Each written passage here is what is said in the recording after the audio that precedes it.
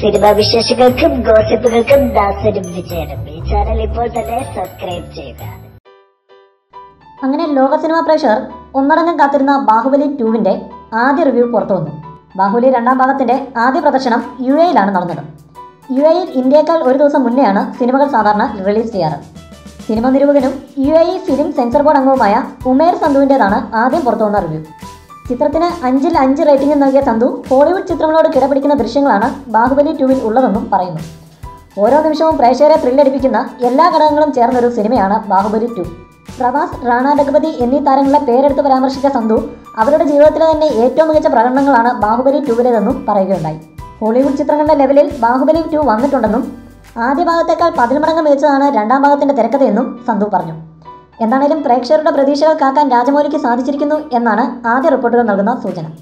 കൂടുതൽ സിനിമാ വിശേഷങ്ങൾക്കും ഗോസിപ്പുകൾക്കും ദാസനും വിജയനും ഈ ചാനൽ ഇപ്പോൾ തന്നെ സബ്സ്ക്രൈബ് ചെയ്യുക. വീഡിയോ ഇഷ്ടപ്പെട്ടെങ്കിൽ like, share, comment. Thank you.